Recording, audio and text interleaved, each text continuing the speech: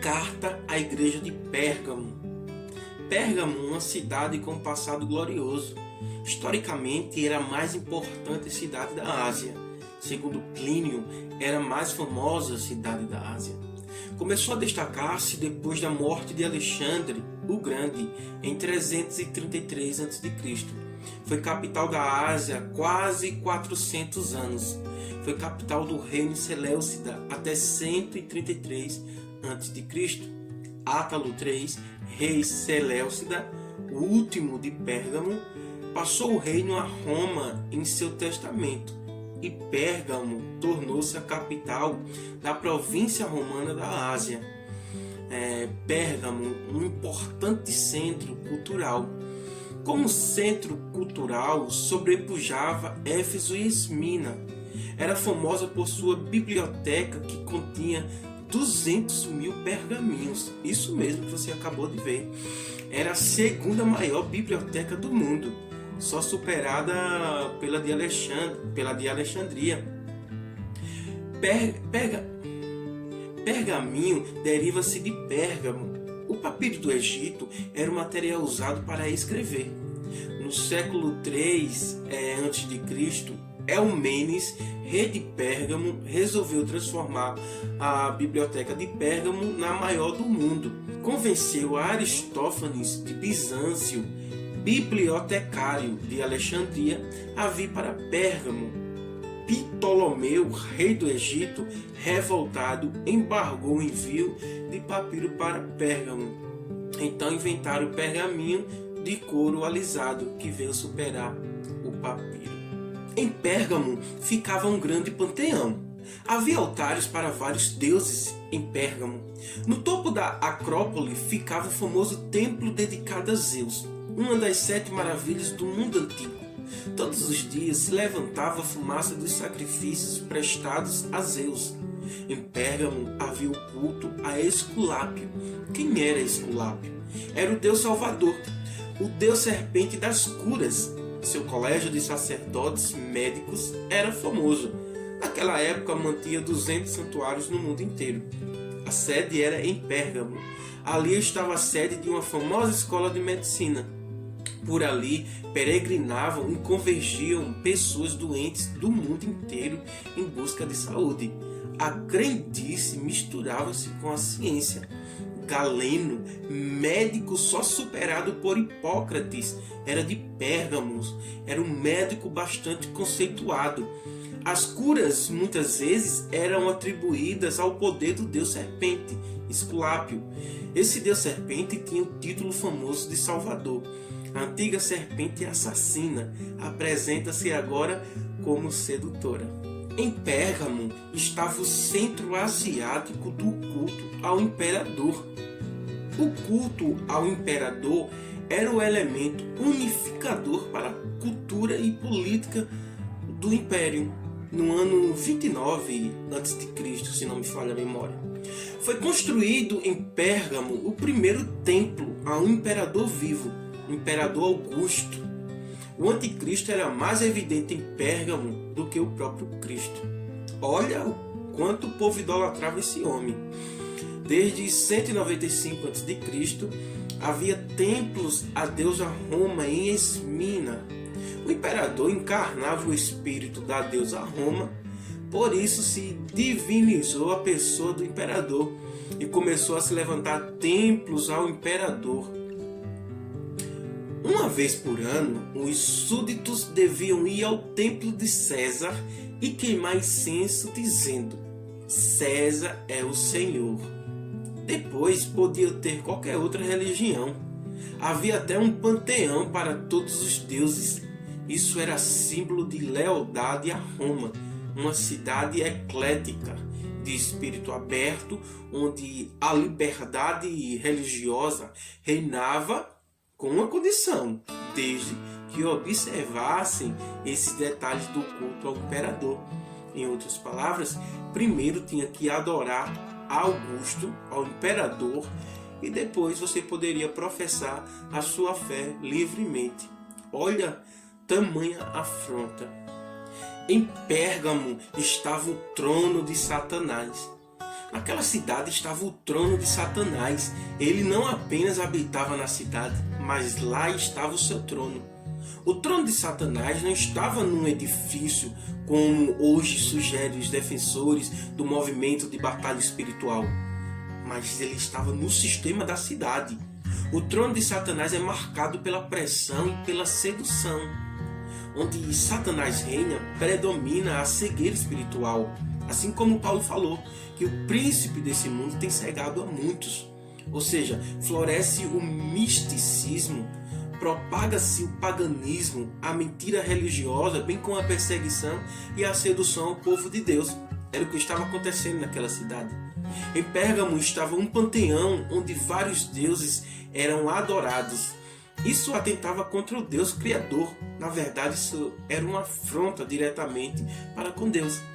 Em Pérgamo, as pessoas buscavam a cura através do poder da serpente. Isso atentava contra o Espírito Santo, de onde emana todo o poder. Em Pérgamo estava culto ao imperador, onde as pessoas queimavam incenso e o adoravam como Senhor. E isso conspirava contra Jesus, o Rei dos Reis, o Senhor dos Senhores, assim como Jesus se apresenta em Apocalipse no capítulo 1.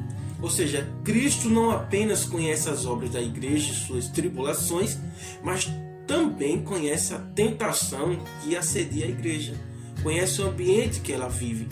Cristo sabe que a igreja está rodeada por uma sociedade não cristã, com valores mundanos e com heresias. Ou seja, a primeira coisa que Jesus fala para essa igreja, quando se manifesta a ela, é: eu conheço as tuas obras.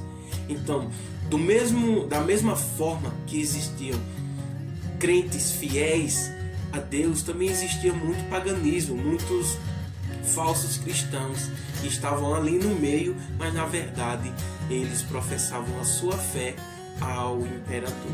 Cristo conhece também a lealdade que a igreja lhe dedica. A despeito do poder do culto pagão a Zeus, a Esculápio e ao imperador, os crentes da igreja de Pérgamo só professavam o nome de Jesus. Eles tinham mantido suas próprias convicções teológicas no meio dessa Babel religiosa. A perseguição religiosa não os intimidou. Porém, alguns dentre os cristãos daquela igreja também adoravam tanto a Zeus como Esculápio e ao imperador. Porém, ainda existiam crentes fiéis que não se curvavam diante deles. E por isso a igreja suportou provas extremas. Antipas, pastor de Pérgamo, segundo Tertuliano, foi colocado dentro de um boi de bronze e este foi levado ao fogo até ficar vermelho, morrendo o servo de Deus sufocado e queimado. Mas ele resistiu à apostasia até a morte. O que a igreja está precisando hoje, meu irmão, é resistir a Satanás, é resistir a essa apostasia que de alguma forma tem entrado dentro das igrejas. Essas pessoas que querem roubar a glória de Deus. Perceba que Antipas, a fiel testemunha, assim como é apresentado em Apocalipse, ele resistiu, ele morreu pelo nome do Senhor, mas morreu. Cristo vê uma igreja que começa a negociar a verdade. No versículo 14 você vai perceber isso. Olha, como Satanás não logrou êxito contra a igreja usando a perseguição, ele mudou a sua tática e usou o quê? A sedução. O que é que está acontecendo dentro das igrejas hoje? Perseguição não está servindo, então vou seduzir os crentes. De que forma? A trazer o mundo para dentro da igreja. Ou seja, quando na verdade a igreja que deveria trazer o mundo para a igreja e não ser o mundo dentro da igreja. Porque hoje, para chamar a atenção de jovens, tem que fazer balada gospel, festa gospel, tem que tá de um jeito que agrada as pessoas. Porque senão ninguém vai pro culto e aí fica aquela coisa sem graça. Só que perceba que o culto tem que ser para Deus, não para você. O culto tem que ser prestado a Deus e não para você, seu hipócrita.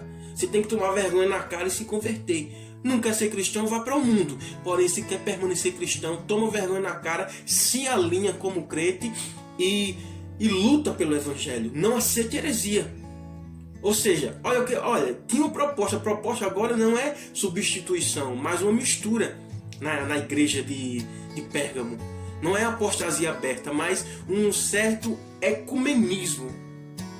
Alguns membros da igreja começaram a abrir a guarda e a ceder diante da sedução do engano religioso. Na igreja havia crentes que permaneciam fiéis, enquanto outros estavam se desviando da verdade. Ou seja, numa mesma congregação existia crentes fiéis e falsos crentes. E qual a diferença de hoje? Qual a diferença de hoje? Nenhuma, meus irmãos. Dentro da igreja tem os fiéis e tem aqueles que se dizem fiéis, mas que estão lá para apontar o dedo. Se o pregador falar errado, vai criticar. Se o pastor não der oportunidade, vai sair da igreja. Então, estão lá para fazer contenda. E esse tipo de gente a gente tem que combater, sim. Tem que combater. Se é para falar a verdade, então tem que ser verdadeiro. Agora Cristo vê uma igreja que começa a ceder às pressões do mundo.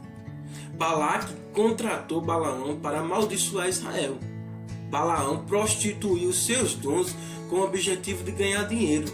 Ou seja, o Deus de Balaão era o dinheiro. Ele queria vender profecia, de certa forma. E o que está acontecendo dentro da igreja hoje é que muitos pastores estão fazendo da igreja comércio. Toma vergonha na cara, meu querido. Prega a Bíblia, porque aquele dia está chegando. E quando ele chegar, tu vai queimar pretinho no inferno. Pega a visão que eu estou falando para ti. O Deus de Balaão era o dinheiro. Mas quando ele abria a boca, só conseguia abençoar. Por quê? Porque aquilo que Deus abençoou, ninguém pode amaldiçoar. Então Balaque ficou bravo com ele. Aí, por ganância, aconselhou Balaque enfrentar Israel não com um grande exército, mas com pequenas donzelas sedutoras. Ou seja, Satanás mudou a forma de trabalhar. Ele não precisa trazer muitos exércitos para dentro da igreja. Apenas seduzir, adultério, prostituição, fornicação. E a igreja está ali, morrendo. Quer ver? 1 Coríntios capítulo 5. O que existe ali? Fornicação, adultério. E a igreja estava lá, inchada de conhecimento. Ninguém falava nada, mas achavam que tinham conhecimento. E a verdade, cadê a verdade? Se for para pregar desse jeito, não me chame não, que eu não quero não. Se for para estar suportando mentiras dentro da igreja, o pecado acabando com o povo dentro da igreja, eu tenho que pregar mensagem doce, mensagem light. Eu prego verdade. Se não for para pegar a verdade, Deus não me dê esse dom. Pode tirar de mim. Não quero não. Quero pregar uma realidade, uma verdade que poucos estão vivendo. Olha o que foi que Balaão fez. Aconselhou a mistura. Aconselhou um incitamento ao pecado. Ele impeliu o povo a pecar. A se infiltrar. Ou seja, era bem uma armadilha. Assim os homens de Israel participariam de suas festas idólatras e se entregariam à prostituição. E o Deus Santo se encheria de ira contra eles, e eles se tornariam fracos e vulneráveis. Ou seja, o pecado enfraquece a igreja. A igreja só é forte quando é santa. Sempre que a igreja se mistura com o mundo e adota o seu estilo de vida, ela perde o seu poder e a sua influência. Infelizmente é isso que está acontecendo dentro das igrejas. O grande problema da igreja de Pérgamo é que enquanto uns sustentavam a doutrina de Balaão, os demais membros da igreja se calaram diante de tudo isso, ou seja, um silêncio estranho. A infidelidade aninhou-se dentro da igreja com a adesão de uns e o conformismo dos outros. Ou seja, a igreja se tornou infiel. Enquanto uns lutavam pelo pecado, enquanto uns não aceitavam aquele pecado, outros se calavam. Sabe o que é isso? É que quando você fala a verdade, as pessoas te calam. Você não tem mais oportunidade. Você fica de escanteio. Por quê? Sabe, se der o microfone para você, você vai falar a verdade. E essas verdades vai doer no coração. E nem todo mundo está preparado para isso. Aí, o que é que faz? Vou chamar um pregador de fora. Eu vou chamar um pregador que prega light, que prega chave de casa, que prega chave de carro, que prega bênção. E a igreja está inchada. Inchada. Cadê as mensagens? Cadê aquelas mensagens que tocam no coração e confrontam o pecado? Cadê o profeta Natan dentro das igrejas hoje? O profeta Natan não era amigo de Davi, mas ele deu garapa? Não deu. Como foi que ele chegou lá? Ele já chegou intimidando Davi, já chegou confrontando Davi com o seu pecado. É isso que está precisando. Não tem essa de amizadezinha não. Ah, porque ele é ungido, ele é homem de Deus, tem que respeitar. Você tem que saber usar a Bíblia com autoridade da forma correta. Não tem essa porque é homem de Deus, é ungido de Deus, vai pintar empurrado dentro da igreja, não. Não vai mesmo. Por quê? Porque a Bíblia nos ensina, Paulo mesmo nos ensinou, que nós devemos aconselhar os anciões como a nossos pais. Se o pastor da igreja está errado, está sendo um adúltero, um idólatra, chega nele e fala com base bíblica. E se ele não aceitar, meu irmão, tu sai desse ministério e pronto. Mas tu não tem que aturar isso não, tu é profeta, tu foi chamado para revelar o pecado do povo, desde que tu dê exemplo, desde que tu seja homem de Deus. Porque qual a diferença do sacerdote e profeta? O sacerdote encobria o pecado do povo, levava para Deus. O profeta não, o profeta ele ouvia de Deus e revelava o pecado do povo diante de todo mundo. Cadê que está acontecendo isso dentro das igrejas? Sabe por quê? Porque tu é fraco. Se tu fosse profeta, tu não se intimidaria. Mas deixa quieto, né? Jesus Cristo vê uma igreja que começa a baixar o seu nível moral. Ou seja, eles ensinavam que a liberdade de Cristo é a liberdade para o pecado. Olha o que eles diziam. Não estamos mais debaixo da tutela da lei. Estamos livres para viver sem freios, sem imposições, sem regras. Esse simulacro da verdade era para transformar a graça em licença para a imoralidade, a liberdade em licenciosidade. Ou seja, os nicolaítas ensinavam que o crente não precisa ser diferente. Quanto mais ele pecar, maior será a graça. Quanto mais ele se entregar aos apetites da carne, maior será a oportunidade do perdão. Eles faziam apologia ao pecado. Eles defendiam que os crentes precisam ser iguais aos pagãos.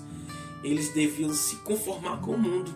Mas Cristo vai dizer, não vos conformeis com esse mundo. Então perceba o quanto que essa igreja estava vivendo momentos tenebrosos, momentos de pecado. Ou seja, Deus estava bastante triste com essa igreja. Cristo odeia a obra dos nicolaítas. Ele odeia o pecado. O que era odiado em Éfeso era tolerado em Pérgamo. Infelizmente, nós estamos vivendo esses dias, onde nós defendemos algumas coisas, porém outras nós concordamos. E quando eu falo nós, são os hipócritas, entendeu? Porque servo de Deus não concorda com o pecado, servo de Deus procura viver uma vida santa diante de Deus. Até porque se não for para ser santo, seja imundo, vá para o mundo. Mas se for para estar entre o muro, se for para estar de uma certa forma, um dia crente, outro dia imundo, meu irmão, tu vai quebrar a cara. Então se conserta, crente. Toma vergonha nessa cara, meu irmão. Tu precisa tomar vergonha na cara e se consertar. Porque Cristo está voltando. Ai, ai. E aquele dia, falo nada.